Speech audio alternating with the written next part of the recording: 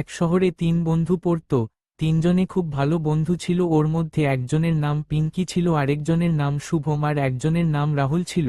ওরা সিদ্ধান্ত নিল কি কোথায় ঘুরতে যাবে। তারপরে ওরা ভাবল কি রাহুলের ঘর গ্রামের থেকে অনেক সামনে হয়, ওর জন্য ওরা রাহুলের বাড়িতে যাওয়ার সিদ্ধান্ত নিল। তারপরের দিন ওরা রাহুলের বাড়ি যাওয়ার জন্য রওনা দিল। আর ওরা রাহুলের বাড়িতে সকালবেলা যাবে বলে সবকিছু ঠিকঠাক করে বাসে বসে গেল। তারপরে ও রাহুলের গ্রামে পৌঁছে গেল। গ্রামে যা সুন্দরটি যেন গাছপালা থেকে একটা ঢাকা গেরাম পাখির আওয়াজে গ্রামটা কি সৌন্দর্য লাগছে। তারপরে গেরামের রাহুলের বাড়িতে বিশ্রাম নিল। তারপরে ওরা গ্রাম ঘোরার জন্য রওনা দিল। গ্রাম ঘুরতে ঘুরতে ওদের বেশ রাত হয়ে গেল। তারপরে ওরা বাড়িতে আসার সিদ্ধান্ত নিল। বাড়িতে এশিয়ারা বসে নিজেদের মধ্যে কিছু আলোচনা করছিল। তারপরে ওদের মধ্যে রাহুল বলে উঠল, আজকে আমরা এত ঘুরেছি কি আমার পুরো মাথাটা ঘুরতে লেগে গেছে। আমি এত বছর পরে এসে পুরো গ্রামটা আজকে ঘুরে নিলাম। আজকে থেকে আমি তো আর গ্রামের কোন জায়গাটা ফাঁকা রাখিনি ঘুরতে। তারপরে হঠাৎ রাহুল বলে উঠল কি আমরা তো আজকে সব থেকে ভয়ানক জায়গাতেই যাওয়া হয়নি। তারপরে পিঙ্কি বলে উঠল কে ভয়ানক জায়গা, ওই জায়গাটা কোথায়। তারপরে রাহুল বলল কি ওই জায়গাটা হচ্ছে আসলে একটা পুরানা একটা কুয়া, ওখানে কেউ যায় না। আমি ভেবেছিলাম আজকে নিয়ে যাব কিন্তু আজকে এত সময় পেলাম না। তারপরে পিঙ্কি বলে উঠল, আমরা ওই জায়গাতে যাব না কেন, কি ওই জায়গা তো অনেক ভয়ানক, আর যদি ওখানে যে কারোর কিছু হয়ে যায় তখন কি বলবো। কি আমরা ওই জায়গাটায় গেলাম, ওই জায়গাতে মনে হয় যাওয়া হয়েছে, এই জন্য আমরা ওই জায়গাতেই যাব না। তারপরে রাহুল বলল কি আমাদেরকে আগে যাওয়ার আগে দাদিকে বলে যেতে হবে, এই জন্য আমরা কাল সকালে তাদের কাছে যাব। সুমন বলে উঠল কি ঘুরতে যাব যদি পিঙ্কিকে এতই ভয়, কালকে ওখানে যাব। তারপরে এই কথাতে পিঙ্কি তারপরে ওরা সবাই সকালবেলা দাদির কাছে চলে গেল। দাদির কাছে যেতে রাহুল বলল কি দাদি তোমার সাথে একটা কথা আছে, আমি বলতে চাই কি আমরা ওই কুয়ার ভাষায় যাওয়ার সিদ্ধান্ত নিশ্চিত, তাহলে আমরা কি যেতে পারি। তারপরে দাদি বলে উঠল কে তোমার কাছে কেউ যাবে না, ওই তোমার কাছে গেলেই যদি তোমাদের কিছু হয়ে যায় তখন আমি গ্রাম দেখে কি বলবো তুই ওখানে তোমরা গিয়েছিলে, আর যদি আরবে কিচ্ছু হয়ে যায় তোমরা ওইখানে একদম যাবে না। দাদি ওদেরকে দেওয়ার জন্য মানা করে দিল। আমার কাছ থেকে কি আছে, যদি ওখানে কিছু থাকতো তাহলে ওই ডাইনিটা গ্রামে কিছু কেন করে না। যদি ওখানে কিছু থাকে আমরা কালকে এটা যে থাকলে যে জানবো কি ওখানে কি আছে। আমার মনে হচ্ছে কি ওখানে কিছুই নেই, এমনি গ্রামের লোকেরা কিছু কিছু বলে দেয়। ওরা সবাই এমনি কথা বলতে লাগলো।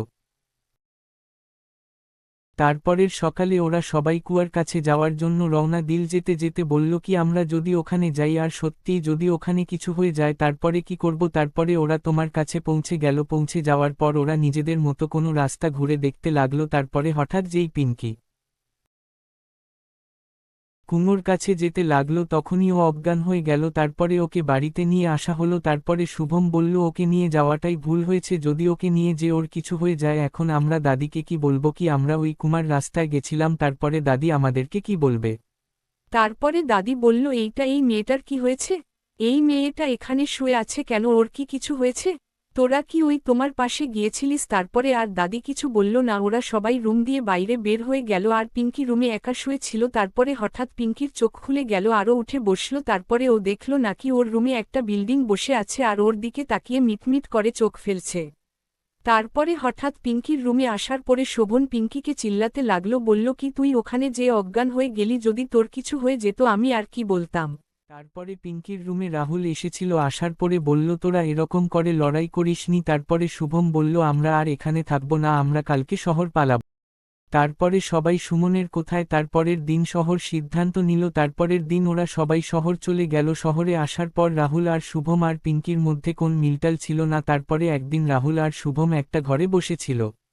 তারপরে হঠাৎ রাহুল বলল আমাদের গ্রামে যখন আমরা এসেছি তখন দিয়ে কিছু ভালো চলছে না, ওখানে রোজ রাতে কোন মেয়ের কাদা শব্দ পাওয়া যায় আর কোন আওয়াজ পাওয়া যায়, আর অনেক গ্রাম লোকজন অদৃশ্যভাবে চলে যেতে লাগছে আর কাউকে খুঁজে পাওয়া যাচ্ছে না। তারপরে আমার দাদি ডেকেছে আমাদেরকে গ্রামে। তারপরের দিন ওরা গ্রামে যাওয়ার জন্য বাসে বসে গেল আর গ্রামের দিকে যাওয়ার জন্য রওনা দিল। তারপরে ওরা গ্রামের পৌঁছে দেখল কি পুরো গ্রাম ফাঁকা। ওদেরকে পৌঁছাতে পৌঁছাতে রাত হয়ে গেল। ওরা একটা মেয়ের কান্নার শব্দ পেয়েছিল। তারপরে ওরা ওই শব্দের পিছনে চলতে লাগলো। চলতে চলতে ওরা ওই কোমর কাজটাই যে পৌঁছালো। তারপরে ওরা দেখল কিভাবে একটা মেয়ে বসে আছে। তারপরে ওরা ওই মেয়েটার দিকে কিছু ধ্যান না দিয়ে চলে এসেছিল। বাড়ি এসে দেখল নাকি ওদের বাড়ির সবাই যেন ওদের দুজনেরই অপেক্ষায় বসেছিল। ওরা আসতে ওদের দাদি বলল, তোরা সত্যি করে বল, তোরা ওই দিনে কুমোর কাজটায় গিয়েছিলিস না যায়নি। সত্যি কথা বল। হ্যাঁ, আমরা ওই কোমর কাজটায় গিয়েছিলাম, যাওয়ার পরে ওখানে আমরা একটা পাথর ঘুরিয়ে পেয়েছিলাম যেটা কোমর ভিতরে ছিল। তারপরে আমরা ওই পাথরটাকে নিয়ে হাত দিয়ে দেখছিলাম। তারপরে আমার হাত দিয়ে ওই পাথরটা পড়ে গেল, তারপরে আর কিছু হয়নি, তারপরে পিঙ্কি অজ্ঞান হয়ে গেল আর আমরা বাড়ি চলে আসলাম। তারপরে দাদি বলল তোরা জানিস ওই পাথরটায় কি ছিল? ওই পাথরটায় ডাইনির আত্মা ছিল, এখন মুক্তি পেয়ে গেছে। রাহুল বলল, দাদি তুমি এটা কি বলছো? ভূত মুতো দেয়নি, কিচ্ছু হয়নি। সব কিছু এমনি গ্রামের মানুষরা মনে হয় কিছু অন্য দেখে বলছে, আমরাও তো কিছুক্ষণ আগে ওই কোমর কাছ থেকে গেছিলাম। দাদি বলল তোরা ওই কুয়াতে কাছে কি করছিলিস আর কেন গেছিলিস সেই কুমার কাছে? জানিস না গ্রামে কি হচ্ছে? তারপরে রাহুল বলল, জানি না কি, আমরা কি করে ওখানে গিয়েছিলাম, আমরা বাড়ি আসছিলাম, তারপরে একটা মেয়ের কাঁদা শব্দ শুনে আমরা ওখানে যাওয়ার ভাবলাম, ওখানে যেতে একটা মেয়ে বসে বসে কাঁদছিল, আমরা ওর দিকে না কিছু দেখে বাড়ি ফিরে চলে এসেছিলাম। তারপরে শুভম বলল, এ ভূত সত্যি হয়, আর ওই ভূত তো এখন পাথর দিয়ে খুলে গেছে, তাহলে এবার কি হবে? ওকে বন্ধ কে করতে পারবে পাথরের মধ্যে? দাদি বলল, সুমন ঠিক বলেছে, ওকে ওর মধ্যে সেই ঢুকোতে পারবে যে ওই পাথরটাকে ভেঙেছে। তারপর রাহুল বলল, তার মানে আমাকে ওই পাথরটায় আবার আনতে হবে, এই পাথরটা কোথায় পাওয়া যাবে? তখন দাদি বলল ওই পাথর তো একটা গুফার মধ্যে আছে, ওই পাথরটা গুফার সবথেকে উপরে জায়গাতে রাখা আছে, কিন্তু ওখানে গেলে তোমাকে অনেক জিনিসে সাবধান হয়ে যেতে হবে, যেমনই ওখানে গেলে সাপ থাকবে, আরো অনেক কিছু থাকবে। কিন্তু তোমাকে ওইগুলো দিয়ে ভয় খেতে হবে না, আর আগে তুমি চলতে থাকবে। তারপরে রাহুল বলল, ওই পাথরটা আমরা কখন আনতে যাব? আমি যে কাল সকালে যেতে পারি ওই পাথরটা আনতে? যদি কাল সকালে যেতে হয় তাহলে আমিও যাব, শুভম বলল। দাদি বলল, হ্যাঁ কাল সকালবেলায় যেতে হবে, আর তোরা দুজনে কাল সকালবেলা যাবে। তারপরে ওরা দুজন গোফার দিকে যাওয়ার জন্য রওনা দিল।